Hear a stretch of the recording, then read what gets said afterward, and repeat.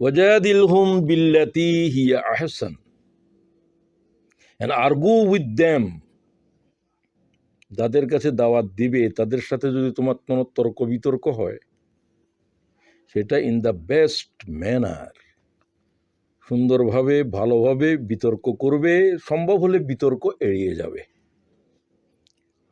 ব্যাখ্যাকারীরা বলছেন দায়ীর জন্য বিতর্ক এড়িয়ে যাওয়াটা খুব জরুরি।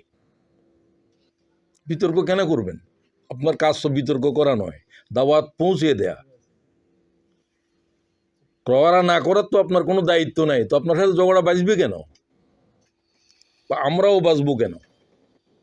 সেজন্য আল্লাহ বলছেন যদি এরকম কোনো তর্ক বিতর্ক শুরু হয়ে যায় সুন্দরভাবে বর্জন করে যাবে। হাজারান জামিলা, হাজারান জামিলা, এমনভাবে অ্যাভয়েড করবে না যেন তোমার সাথে কথা নাই, তর্ক বিতর্ক, এমন না।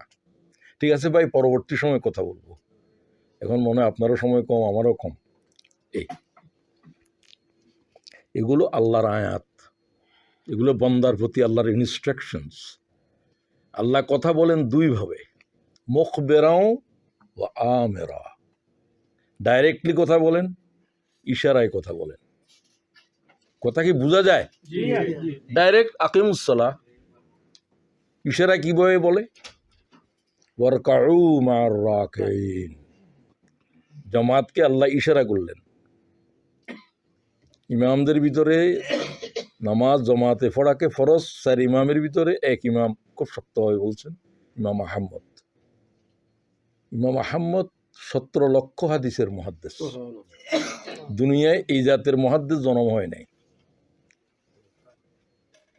হওয়ার কোনো সম্ভাবনাও নেই। ইমাম বুখারী তার ছাত্র, প্রিয় ছাত্র।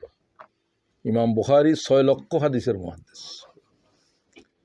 ইমাম আহমদ ওই ব্যক্তি যিনি বলেন আমি যেটা জানি না সেটা হাদিস নয়।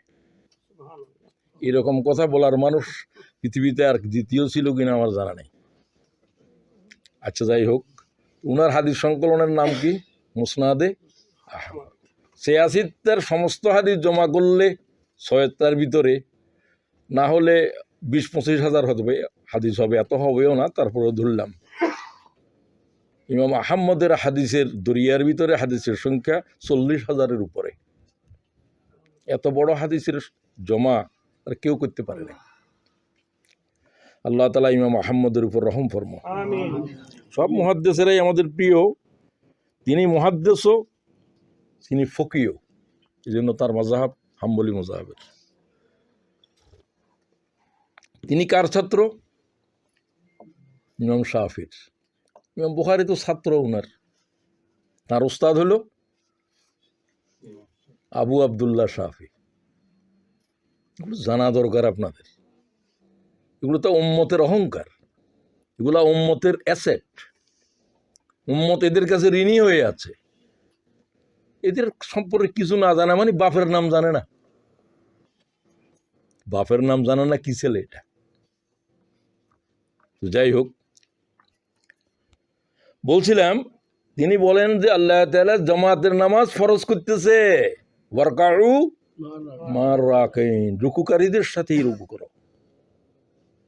এটা ছাড়া আর কি অর্থ হতে পারে? অন্যরা ওয়াজিব পর্যন্ত বলছে, আবু হানিফা সুন্নতে মুআক্কাদা করেই বলো ওয়াজিব। ইমাম আহমদ বলছে আল্লাহ এই জন্য হাম্বলি মাযহাবে নামাজ জামাত ছাড়া নামাজই নেই, ফরজ নামাজ। কাকেও যদি পাওয়া না যায়, নামাজ পড়ে ফেলছে এমন লোকেরই নিয়ে জামাত আদায় করতে হবে, তার নফল হবে, তোমার ফরজ আদায় হবে। কথা কি বোঝা যায়?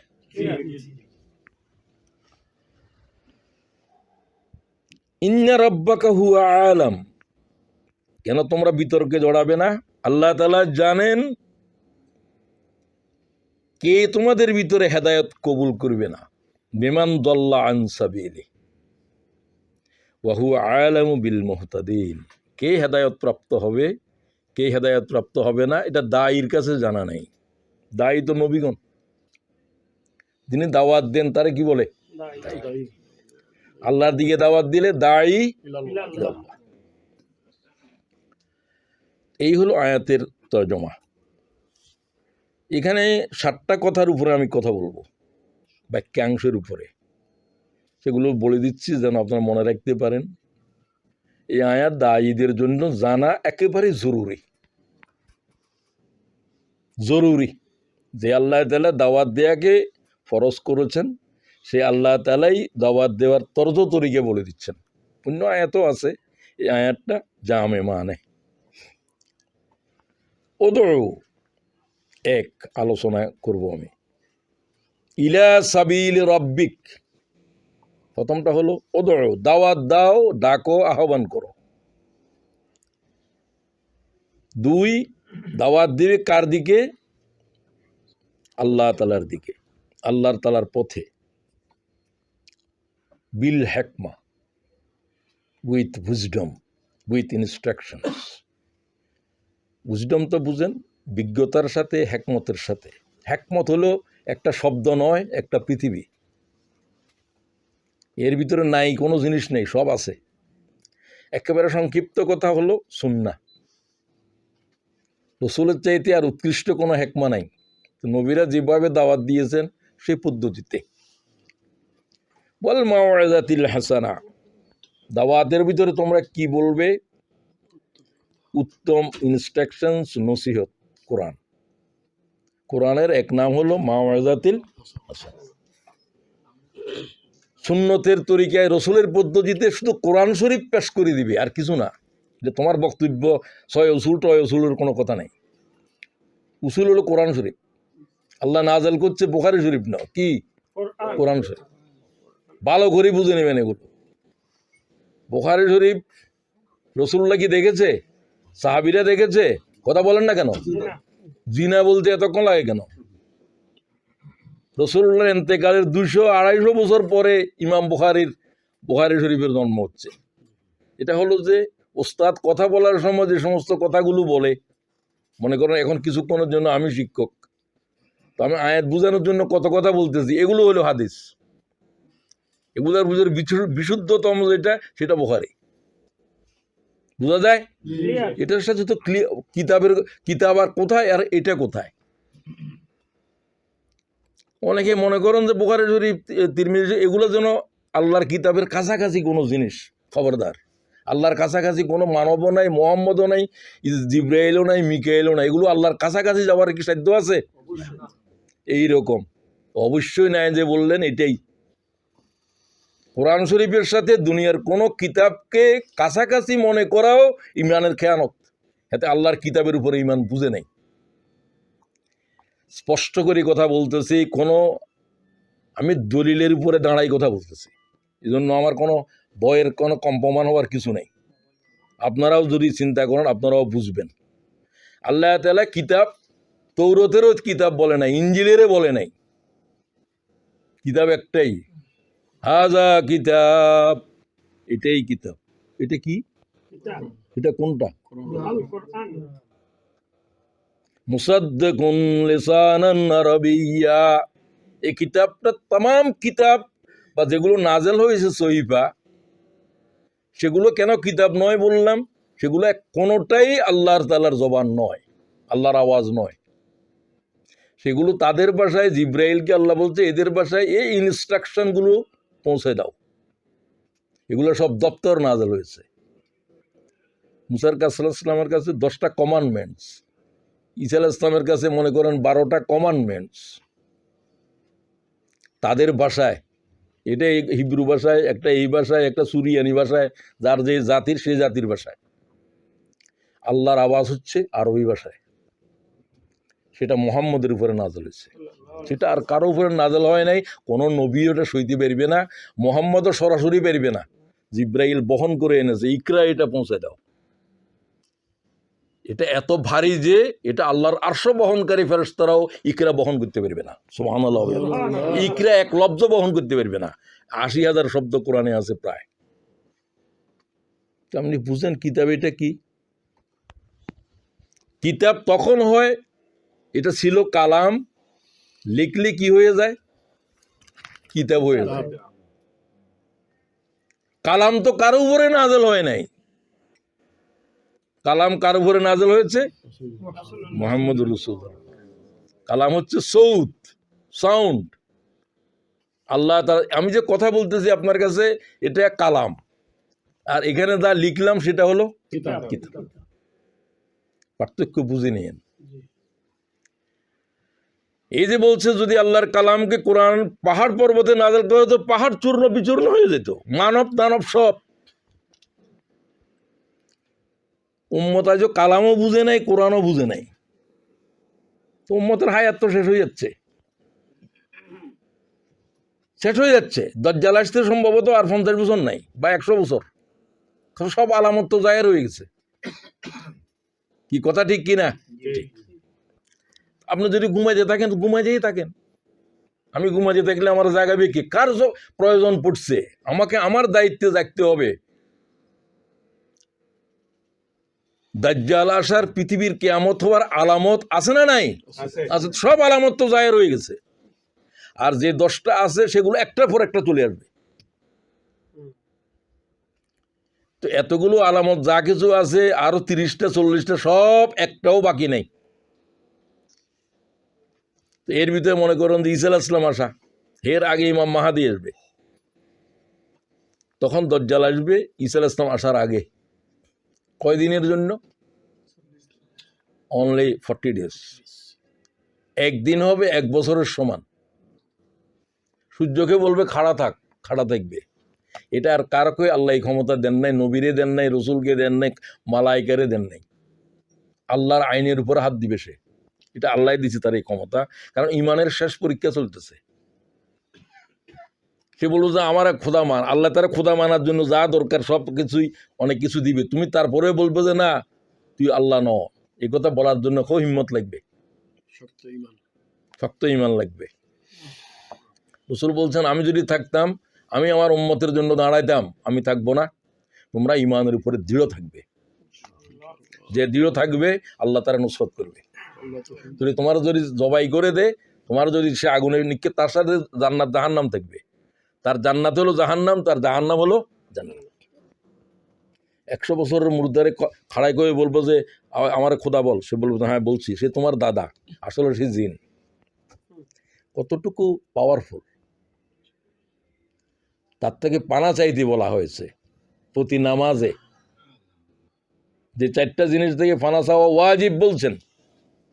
আল্লাহুম্মা ইন্নী আউযু বিকা মিন আযাবি জাহান্নাম ওয়া মিন আযাবিল কবর ওয়া মিন ফিতনাতিল মাহইয়া ওয়াল মামাত ওয়া মিন ফিতনাতিল মাসিহিদ দাজ্জাল।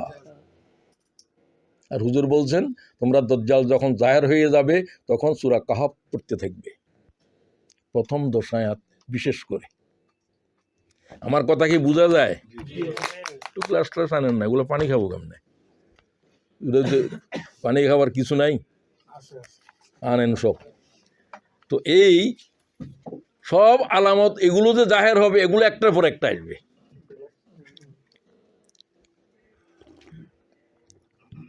আচ্ছা আসেন, এখন অন্য কথা দিয়ে চলে গেলে আসল কথা দিয়ে বলা যাবে না। এখন তো সময়ের ভিতরে কথা বলতে হবে, কারণ প্রোগ্রামের সেটিং করা আছে। আমার একটু সমস্যাও হয়ে যায়, নিয়ম রাখতে পারি না, কথা বলতে কোথায় চলে যায়। আল্লাহ তাআলা আমার সীমার ভিতর রাখো। তো আয়াতের কি কি কথা বলবো সেগুলো আগে ভাগেই আপনাদের হেডিং দিয়ে দিলাম। এখানে কিছু আছে শব্দ, কিছু আছে বাক্যাংশ, ক্লজ। আয়াত একটাই, উদউ, ইউ কল, ইনভাইট, প্রোক্লেম। এটা একটা কমান্ড, এই জন্য ফরজ বলছি। এটা একটা ক্রিয়া, তবে কমান্ড, আমর, নির্দেশ।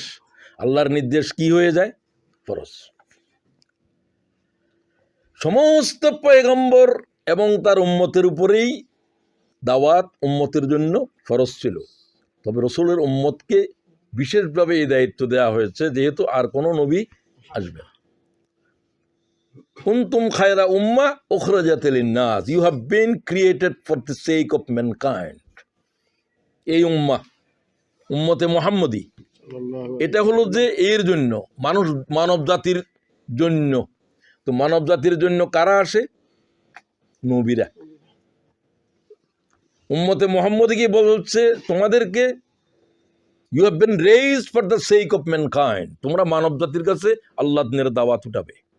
মুহাম্মদুর রাসূলুল্লাহর রিসালাতের জিম্মাদারি উম্মতের পালন করতে হবে সাল্লাল্লাহু। বারবার পড়বেন, বারবার পড়া ওয়াজিব। তো সার্বক্ষণিকভাবে আল্লাহ তাআলার দ্বীনের দায়ী হওয়া লাগবে। ওই যে আপনারা বলেন 24/7 দাওয়াতের কোনো ওয়াক্ত নির্দিষ্ট নাই, এই সময়ে ডাকো, নামাজের ওয়াক্ত নির্দিষ্ট আছে, রোজার সব কিছুর ওয়াক্ত নির্দিষ্ট আছে, কোনটার নাই? রব্বি ইন্নী দাউতু কওমি লাইলান ওয়া নাহারা।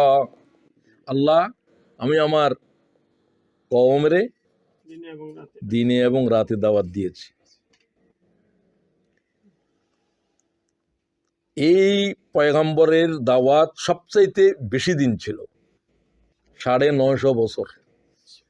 এটা কিন্তু ওই যুগের মানুষের হায়াত সবার এরকম ছিল না। নূহ আলাইহিস সালামের ছিল, দাদাকেও পেয়েছে, ঈমান আনে নাই, তার ছেলেকে পেয়েছে, ঈমান আনে নাই, ওই দাদার নাতিরে পেয়েছে, ঈমান আনে নাই, তারপরে তিনি বদদুয়া করেছেন। জেনারেশনের পর জেনারেশন তিনি পেয়েছেন। উম্মতের সংখ্যা কত?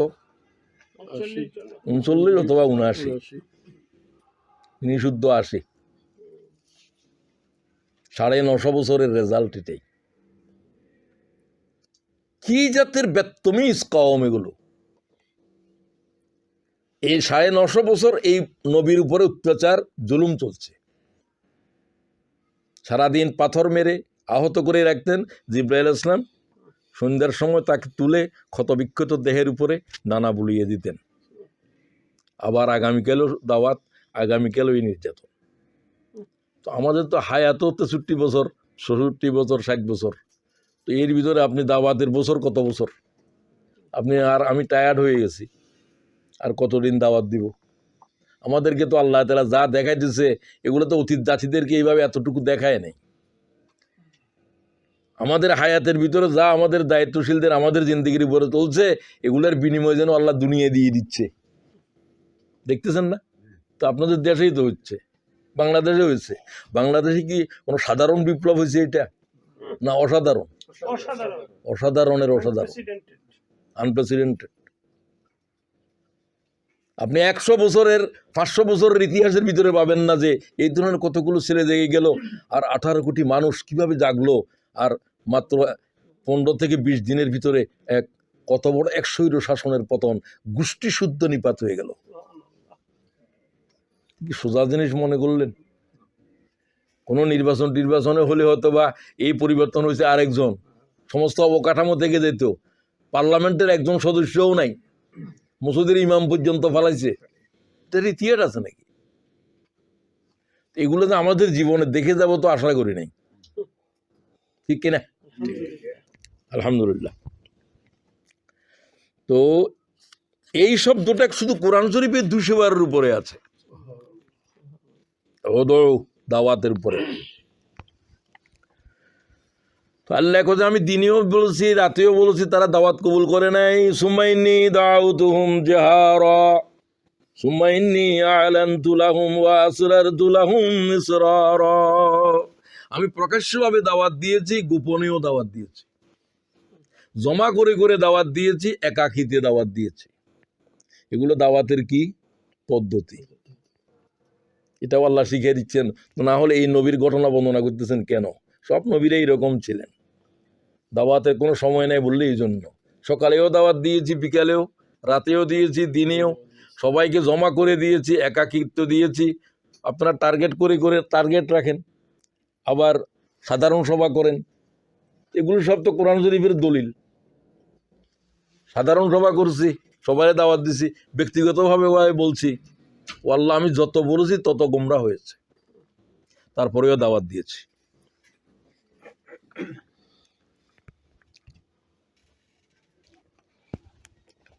তো এরপরে আসেন,